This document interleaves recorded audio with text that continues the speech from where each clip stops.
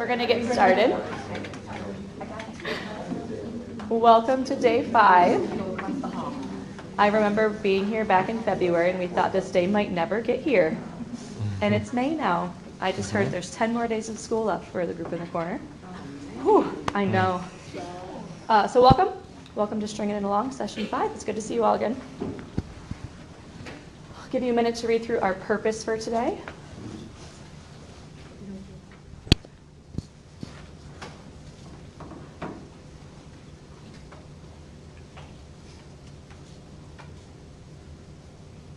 Today we kind of have a twofold goal. One is looking at our facilitation and specifically our teacher discourse moves, and also what we know about problem strings. How do we facilitate them, and looking to how these transfer to other aspects of our day. I even threw in the flowers because like we're growing and blooming. So is everything around us right now. Mm-hmm. This is a good story also. So I recently went on a bike ride. Mm-hmm. And I thought it was going to be easy, and it wasn't. Kind of similar to some of our journeys with math or reading or writing or anything instructional, any school day almost, we have successes and challenges. There's a lot more challenges and successes on this said bike ride. I will not be participating in the future. So the analogy here is that we have successes and challenges. We try to take on something new. So I'm going to give you a chance to reflect. Our inclusion activity, think back over the last 3 months of implementation of problem strings. Try to name one success and one challenge. In a minute, we're going to pair you up via playing cards. Marcus, I'm going to let you take care of the playing cards because I don't know how you did that. Mm-hmm. We're going to pair you up via playing cards, and you are going to get to share your success and challenge with a partner. Partner A will share their success and challenge. Partner B will pause, paraphrase, pause, and inquire. Then you will switch roles. When you are ready, we have successes and challenges charts over here, and you will walk over, choose a marker, and record your successes and challenges. Our goal for this is to see collectively what are we seeing successes around, what challenges might we be able to navigate today and build into our day. So again, when I say go, you'll have a chance to reflect internally. During that time, Marcus will hand you out a Michigan State playing card. You will find your match. Share, partner A goes first, then partner B. And then you will record your successes and challenges on our charts to my left. What questions might we have about the next 5 to 7-ish minutes? All right. And just to highlight and build off what Kelly was saying too, the purpose of this overall is to feel the sense of successes that we've had collectively so we can see what our peers are having success with and some maybe those common challenges. So as Kelly mentioned as well, we're going to take an opportunity to highlight those successes. And those challenges we're not going to be done with and just put them on the board. We're going to use them later in the conversation today too. So, take a moment to internally reflect on what successes and challenges you've found while we pass out the playing cards. So once you have success and a challenge in your mind and you also have a playing card, feel free to regroup by finding someone with the same card as you. So if I have a 4 and Bethany has a 4, we're a team. So hold up your card, pair with the person. Find the same number as you. Yep. Share your successes and challenges, and then feel free to chart those on this side of the room. Who might be willing to share something that surfaced from either their experience or their partner's experience relative to problem strings? Your experience or your partner's experience? Molly?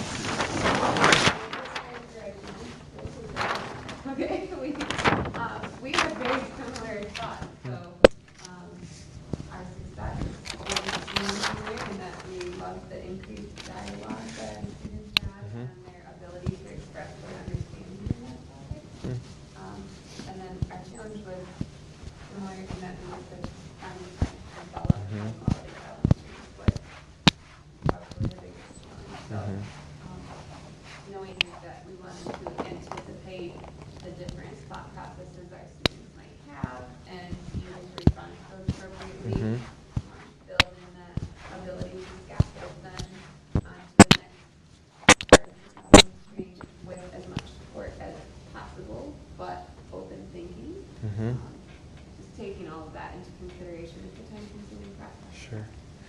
Yeah, and it's interesting, just to speak this into the room, that Molly is elementary and Greg is secondary as well, but they had the same conversations. But it really sounds like it takes time to make the tangible thing, the actual problems and the sequence of those very intentionally. That takes time. It does.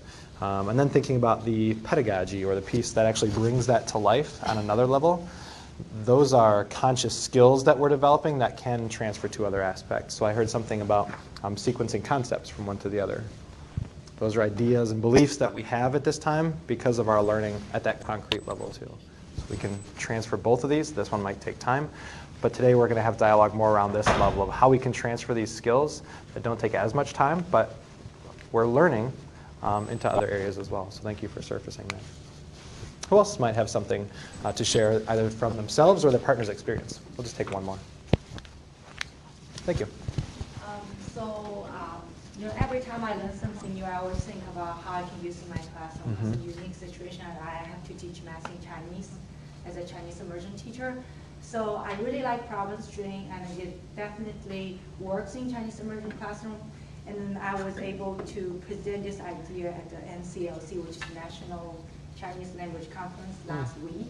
We went to Seattle, and then our session was the last session of the conference. A lot of people already left with flights and stuff, but we still have 20 to 30 people show up. And after our presentation, I'm just part of the presentation. There's other two teachers share their strategy in lower grade, not necessarily problem string. But I got a lot of feedbacks, and then even after session, a lot of teachers come to us. They have questions and they're interested in learning more about it. So we feel like it's like eye-opening activity for me. It's also open other doors to many other teachers too. They're like, wow, never know. Yes, that was an example of independent and transfer learning. You saw this thing that was valuable for you, and you were able to scale that to other teachers through a conference. So, yeah, thank you. So we have both a teacher perspective and more of a scalable adult learner perspective. So thank you. I'm wondering if we could just maybe highlight a few of these that are jumping off to me, but if anyone has other questions, we can also surface those. This is productive feedback for us. This is always a question of Kelly and I looking through implementation guides. And I realize that this doesn't have any check marks next to it, but at least someone is feeling confident in their abilities to do this work. More students feeling confident to add their voice to the discussion. So why might this be? What do you think it is about problem strings, both the content and pedagogy? Why might this be? Because there are 5 check marks next to that. Please. Because we're beginning where the students are. Everybody has entry in the first part, and then it allows them to build from there, and their voices are welcomed and encouraged, so they feel more comfortable saying, even if they have an incorrect answer, it still is a springboard for someone else's thinking. When we anchor the conversation or the routine in conversation, and that's led by students, it can only grow. And you're offering that even though we have high expectations through that clunker and those higher, more challenging problems, we also have a low entry point where students can access the problem and then they feel engaged. Thank you. I think too, maybe the first string, if there was somebody sitting there that was like, I have no idea how to even start this, or they might see a way that somebody else did it and went, wait a minute, I'm going to try that way on the second time. So they maybe weren't excited to share their thinking on the first one, but by the second one, they're like, okay, somebody did it the way I was thinking. I do know what, and so then they're ready to give something. Sure, that's their scaffold as well. They might be timid. It makes me think of the standard of math practice: make sense of problem and persevere in solving them. This is an opportunity for a student to model how we access problems, and now I'm able to model that from them too. It's that collectively owned process. Thank you for surfacing that.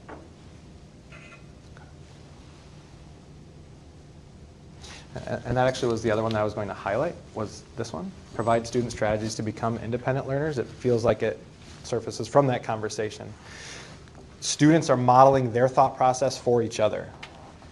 We're not standing up front and saying, this is how you do it, memorize my steps and the words that I'm saying and the actions that I'm doing. Their peers are telling them how to do that, and they can collectively build off of one another. They are developing their own strategies. Of course, we have guidance in that process, but really our structure is to format the classroom and culture so students can grow together. So, thank you. These are very successful powerful successes. And Kelly, We would say successful successes. those are successful successes. We hit our mark. Similar to what Marcus was saying around making those connections and students owning their own strategies, one of the challenges I read here was getting students who struggle to make the connections and bridge the gap between the helper problem and the challenge and clunker. I kind of coded these to help my brain. What kind of facilitation moves might we make? How might you empower students to help each other, bridge those connections? Throwing it out to the group, has anybody had experience with that? How might you use specific words, purposeful language, empower students to help each other to make those connections between the helper problems, the challenge, and then the clunker? What might that have looked like in your classrooms? So I worked this last time on implementing turn and talks and just allowing them to talk it through with a partner. Those kids that had no idea, they could grasp onto something that their partner said, and it wasn't their original idea, but they felt successful with that, and they also didn't feel like alienated. So then those kids who talked with their partner, either as a facilitator, if I would say, okay, what did you and your partner talk about? That's a lot less threatening than, hey, just tell me what you are thinking right now in your brain. Or it helps them if they're not wanting to raise their hand. Oh, it's a partner and I. Oh, we talked about this. And so that helps them. So you value students being able to talk to each other and conceptualize what they want to say before having to say it out loud, and also having them help each other out, it sounds like, in bridging the gap between those. Yeah.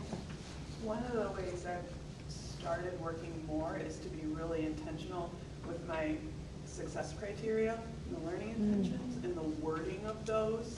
Almost give them a hint on how they're going to move from one to the other, like what is it that we're looking for. And if I see them struggling, I can kind of remember what our criteria might look like, and that sometimes helps. Yeah, so one way we might support our learners is providing learning intentions and success criteria that lend themselves to that sequence that you want them to be able to see. Okay. Yeah? I asked them if they see similarities and difference between helper problem and clunker and challenging problem, because it's all connected. So if they found their similarity, maybe they're able to use the helper problem more to solve the more difficult problem. And I agree with what she said. It's all intentional when you plan it. So when you pose those questions, you kind of already plan how can they use the helper problem, how can they make the connection. So I don't know how to explain that better, but I always say, oh, let's look. I don't take the problem away, so I still have the first problem, so they can look back to see as a reference. So it sounds like twofold. On one end, during your planning time, you plan questions that will lean their thinking back towards those helpers.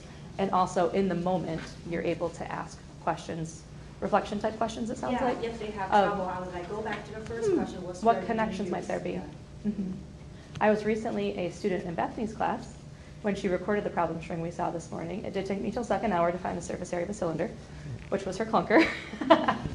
But I felt these. Our learning intention leaned me into looking back and noticing what I had done through the previous problems. I did have a 7th grade, 8th grade partner to help me out. And those reflection questions, so yeah. Lived in all of those for a little bit. It was interesting being on the other end. These stars here, the time it takes to create one, having to develop problem strings for challenging topics, finding the time to create. Let's let those live in our brains today as we're collaborating with one another and collaborate not only in maybe sharing materials, reach out to each other, but also problem solve some of that together. I really was struggling coming up with this topic. How might I go about that? The last one here, how to push students even further when some students find questions too challenging. And with the clunker, making sure everyone is included and being able to be a part. Now that we had this conversation, I would lean back in towards those partners, towards that learning intention and what kind of questioning we can do to help students along. Is there anything else anyone would like to surface from these challenges that was not addressed?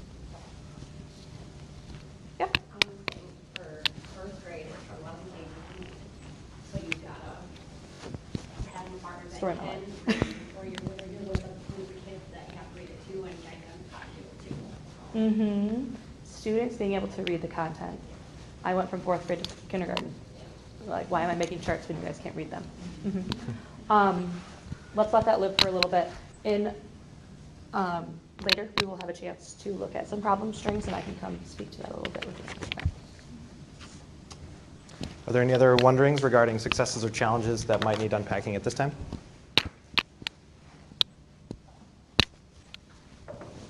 Perfect. We're going to go ahead and transition moving forward then.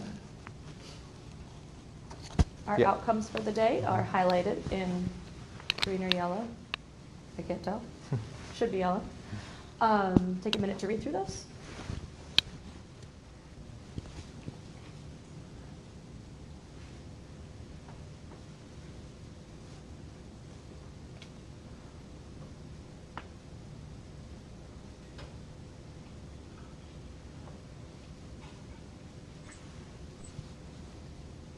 Our 2 focus areas today are discourse moves and transferability.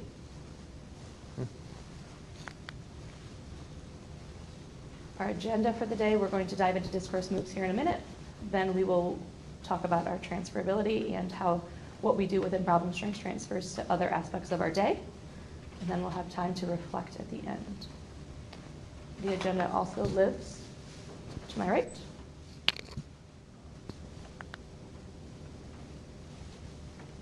I'll give you a minute to read through our learning targets for the day.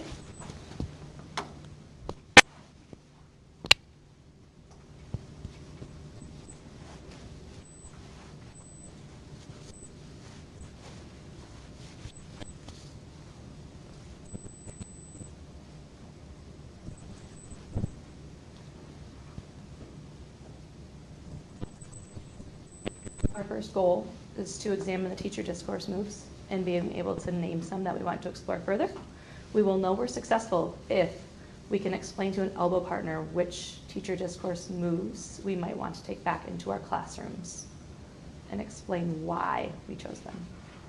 Our second goal for the day is to examine and identify the pieces of the problem strings that we can transfer to other aspects of our day. We will know we're successful if we can name one move that we make within problem strings and how it transfers.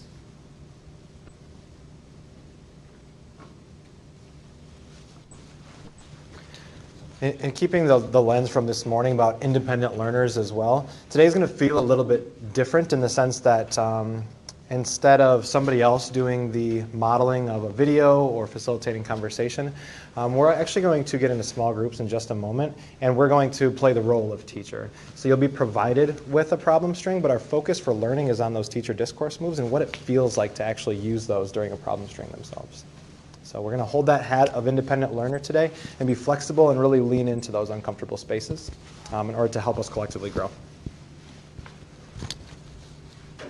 Thank you. So in order to unpack one of our outcomes for the day, our first step is we're going to get into mixed groups of 4 or 5. I say mixed groups in that we all have our best friends that we're sitting at our table with, and I, like you, when I go to conferences, like to sit with those that are with me, Rusty and Andrew. But generally, we recognize that we grow more when we're separate in different groups so that we can bring those conversations back together later on. So I ask that you break up and connect with people that you haven't yet worked with or don't know at a very deep level, trying to orient yourself maybe close to a grade band. You don't all have to be 3rd grade teachers. You don't all have to be, just mix it up. I'll get to the specifics in a minute, but be somewhere within 2 to 3 grade bands of the people in your group, 3 to 4 maybe. So we're going to regroup on your own. Second step is we're going to unpack the teacher discourse moves. You have the option to unpack all of them on the sheet, or more likely, pick 3 or 4 that might make the most sense for you today. So collectively defining what teacher discourse moves you want to be mindful of. Third step is someone is going to take the opportunity to facilitate a problem string. And then lastly, we're going to reflect on what it felt like from multiple perspectives in that process. So know that the how is coming, but this is a general overview of what we're going to engage in for the next bit of time. We're going to form groups of 4 to 5. We're going to collectively choose 3 or 4 teacher discourse moves to read through and make sense of and generate stems. The third step is we're actually going to go through the role model or role-playing process where we have a facilitator and students and a recorder. And then lastly, we'll have conversation on what this thing felt like. Okay? So we'll transition forward at this time. Actually, I'm going to pause here because I'm looking at a lot of faces, and I'm wondering what questions you might have about the process before we get to the details.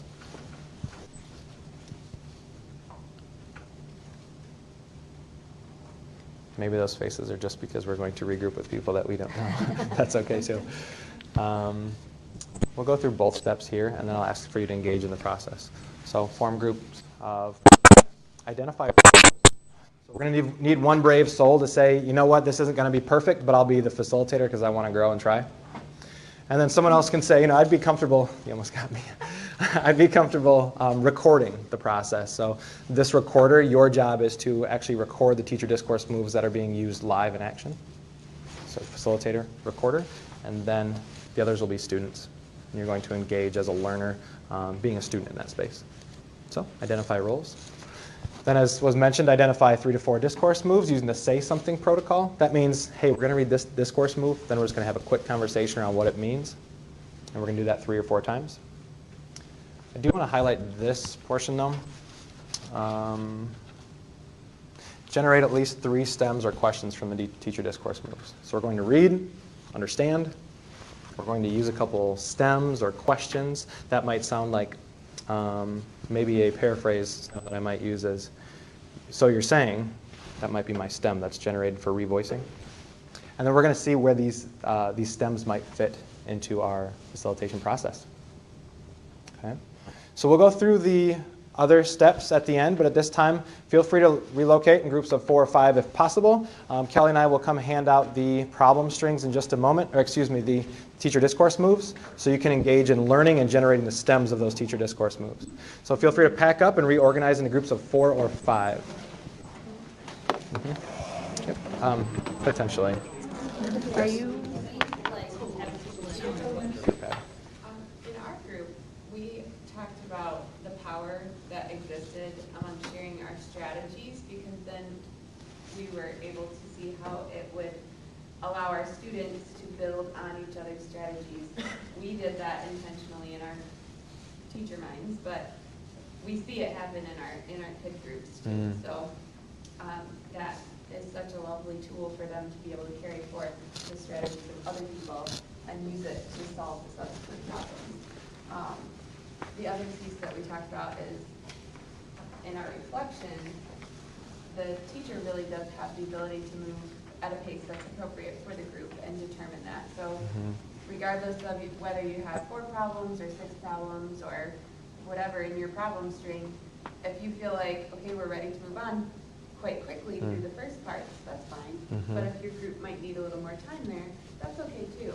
And so being okay with what your group needs and your comfort level of providing that to them is a good thing. Yeah, it's important for us to be dynamic for our learners. Our learners are driving the speed at which we go through the problems, or the need to slow down and provide a turn and talk or those other scaffolds to support that process. Now, out of the corner of my eye, I saw Kelli move over here towards the chart. Kelli, add on to with your thinking. Challenges up here was second guessing, am I doing this right? Am I getting to my intended objective? And that's kind of what led to that thinking around, as long as you're doing what's best for your kids in that moment, you're doing the right thing. It doesn't mean I need to blow through, Josh referred to it as a dumpster fire, and get through all 7 of the problem string, questions. It means that I'm doing what's best for my kids in this moment. So if they're not taking to the helper problems as quickly as I thought they would, that's a formative assessment, right? They're not as far along as I thought they were, and that's where we need to spend our time today, because that clunker is going to be way out of reach, right? So just having that balance and knowing you're doing what's best for your kids. Teaching students content. Okay, thank you. Who else might be willing to share? We've heard from 2 groups. Yeah, Greg, sorry, I think you wanted to add on. Eric had a very good point, too, that fits right into one of our learning intentions there about how else we could do this without problem strings, is that if we practice those sentence stems and the question stems on a regular basis, not only are they easier for the problem strings, but the kids are used to them and we're used to them, regardless of whatever we're teaching. you know, how could we do it a different way, those kind of things that we're using within the strings can also be used in the rest of our teaching as being intentional in terms of these 5 or 6 things that are ways that our sentence stems on and use. Yeah. We're improving our craft as teachers overall, and that is transferable to other aspects. The problem string does take time, but it's not as difficult to put a post-it next to the whiteboard that has a sentence stem that I need to be mindful of throughout my math lesson. For those of you that do Reader's Workshop or in the elementary world as well, you have a lot of skills in different areas. I wonder how those might transfer to math as well. Thank you. Anyone else care to share 2 takeaways or themes from their conversation?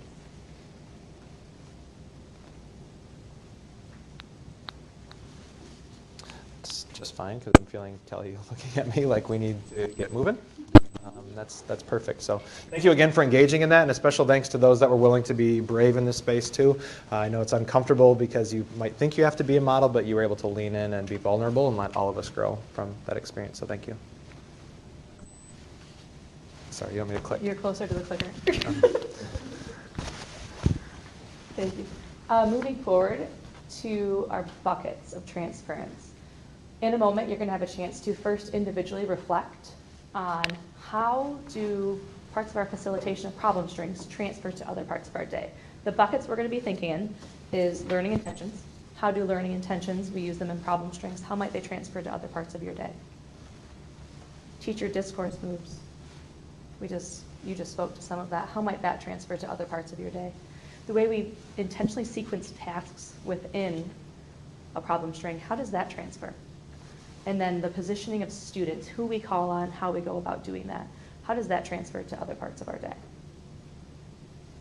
So in a minute, you'll have a chance to first individually reflect.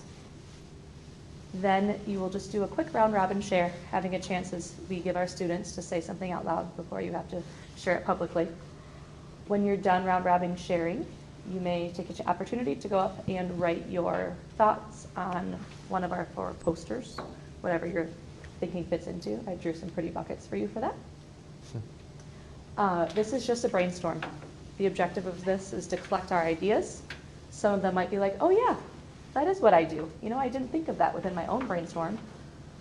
Or it might look like, oh wow, I hadn't thought of that. I'm going to try that within Reader's Workshop or within whatever other part of our day.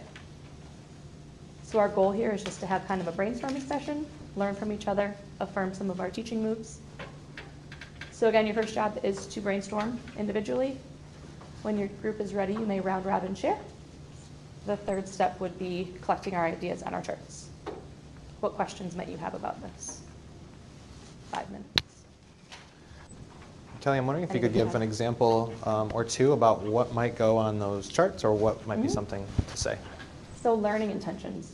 I know that when I use learning intentions within a problem string, that it helps me to stay focused. Not only my students, but me. I've learned that when I use specific language about learning intentions within my Reader's Workshop lessons, it gives not only me a focus for maybe conferring or small groups for that day, but also the kids a focus. There's a lot of things in Reader's Workshop. I have that one tangible thing to hold on to. I've learned to transfer that from problem strings to Reader's Workshop. Teacher discourse moves. Something I have been working on personally is waiting. I had an opportunity to talk about that with this group. Waiting after a student responds. I just want to keep things moving and jump in. I know that within problem strings I've been practicing that. Within number talks I've been also practicing that.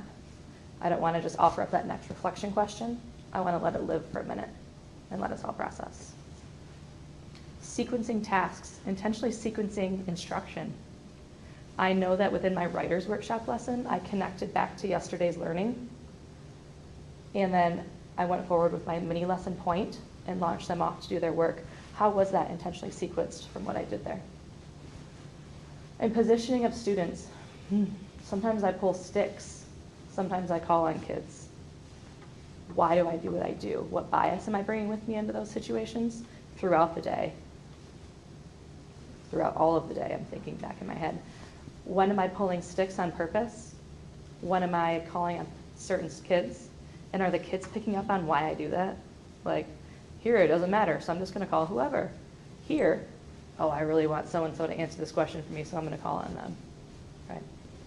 And how am I being more reflective and more aware of what I'm doing? I'm not sure you really wanted that long of an explanation, but that's just one example of what you might put on there. It could look like anything, though. That's just what my personal reflection might be from what I've learned this year.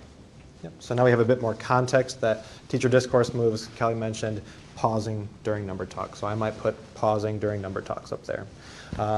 Pausing during PLC time, so my colleagues have time and space to share. Those would be a few things to put on there. Thank you for sharing that context. So going back to the process, it sounds like we're going to internally reflect on what those skills are and where we might use them outside of this space. So we'll take 30 seconds to think through those, and then whenever you're comfortable, feel free to move over to the side of the room. There are chart markers over there, and just record some of your thinking. What might transfer to other aspects? So we'll take 30 seconds of think time, and then feel free to chart. Thank you.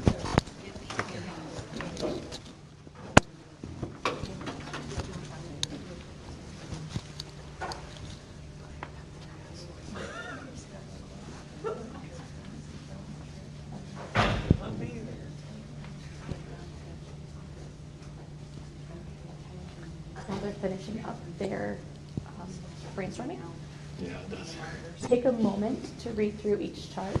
We're looking for noticings. What might you notice inside one bucket? What might you notice might be similar across the 4 buckets?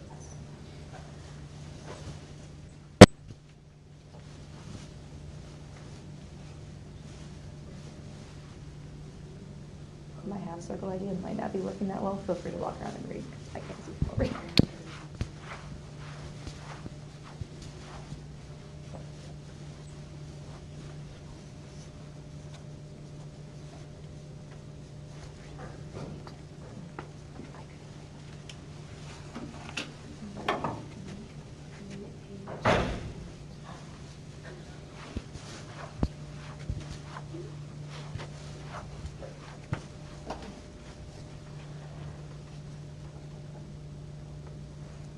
Okay, our goal of the next 2-ish minutes, leading up to 3 o'clock, is noticings. I noticed that this is similar to this.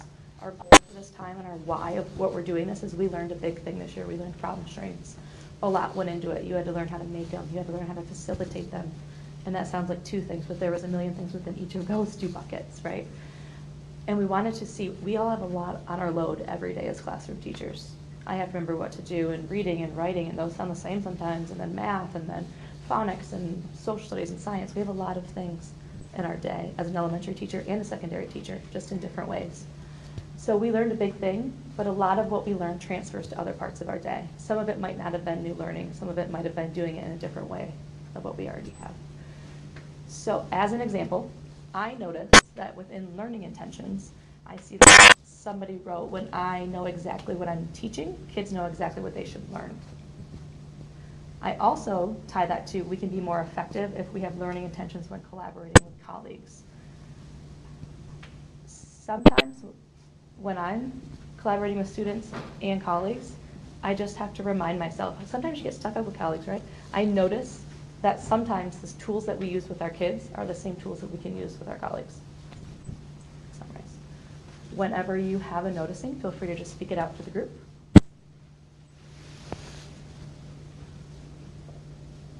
I like thinking about the sequencing tasks as backwards planning. So this is my goal that I need to accomplish, and then thinking about it, all the pieces, and how I'm going to sequence those pieces so that we can end up at the end goal. So I liked that it connected to it. Mm-hmm. We know what our goals are. We know what our standards are. It's nice to have that big picture in mind and then know how to sequence backwards in all subjects. Thank you. I think in sequencing tasks, considering an even earlier entry point, so not just in math, but in all of our subjects we teach, we want to let everyone be able to enter into everything we're doing. So sometimes it does, we want that same thing as in the problem string, that first problem, that everyone has that entry point. It would be great to put that in more subjects. Yeah, it's important that kids have access to what we're doing and not just in math. For that, I think about positioning as well. As you're giving them access, you're positioning them to be successful, and to not only be successful, but to feel successful too, and that speaks to their identity as a learner and things other than just math. One of our big whys is building that identity as a learner and as a human, and allowing them a space where they have access to content and can feel successful.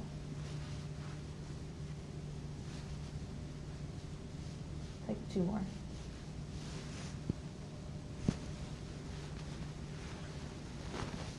No, you got a good one in there.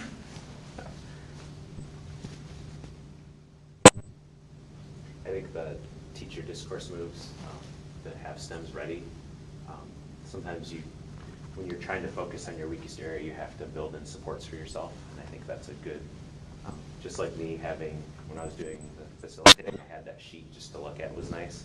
So if I had some stems ready when I was teaching just off on a sticky note, that would be really helpful, and that's purposeful on my point, or my part too. Yeah, we provide supports for students naturally on an everyday basis. Yeah. We need to provide supports for Yeah, ourselves as well. I need it too. Mhm. Again, teacher, colleagues, yeah, or student colleagues.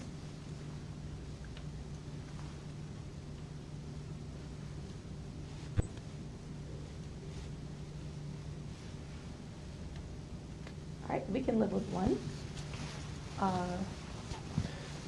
Yeah, I'm wondering if, since we're all kind of in this space anyway, if we could think of, we're going to step outside of this day and this moment temporarily and just step back and think about the year, the 5 sessions we've had in this space.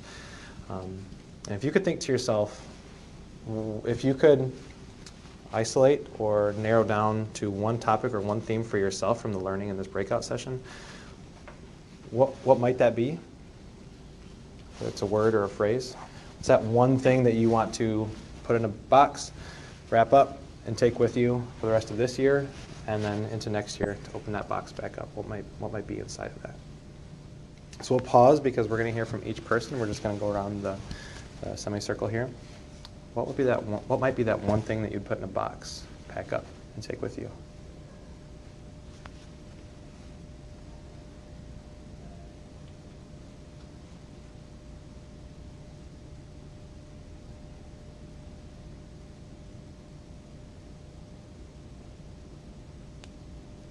Might somebody be willing to start the conversation, and then we'll just go around the circle?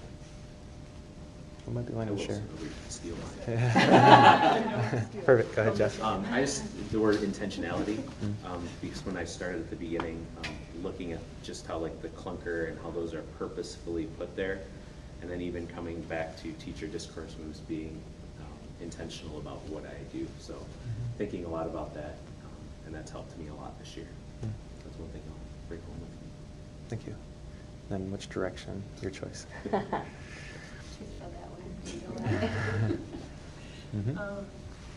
think it's accessibility to engage in the conversations for all students, whether it's problem string, math, whatever topic, just that it's accessible to everybody. Thank you. And since I'm comfortable with Bethany as well, I just want to surface that we'll make this process efficient as well, because we have a number of voices we want to hear from too. So thank you. Purposeful. I feel like that building the student identity, like allowing every voice to be heard, that they feel successful. There's no right or wrong way. Whatever you do will be what you do, and we'll work on it from there. I'd say opportunities to show success for everyone, especially with an earlier entry point. And you can pass too if you want. Positioning. Okay. Thank you. Every idea from every student's worth every question we're listening to. I'm thinking about celebrating different ways of solving one problem, because we used to focus on too much on exams and worksheets. Now we're celebrating how do you get there instead of just a simple answer. Thank you. Making equality. Intentional teacher discourse moves. Sequencing. Giving the students kind of the freedom to have different opportunities to learn different ways and going back to different strategies, and there's not one way to do it. Mine is also access and purposeful sequencing. Mine was also access. Sorry about going there. And access, I like what somebody brought up, access for everything throughout the day. Mm-hmm. Yeah. Well, thank you very much for your time and vulnerability in this space over the 5 days. We do appreciate you as learners and as people very much, so it's been nice to get to know all of you. So thank you. Thank you. Yeah, and then we are a few minutes over. And if you have some flexibility, I know Rusty and Andrew are going to say you didn't give them the survey. If you have a few minutes to fill out the survey, that'd be great. If you need to run, we certainly understand that you need to take care of your needs as well. Thank So you. thank you very I'll also much. be posting some of those problem strings into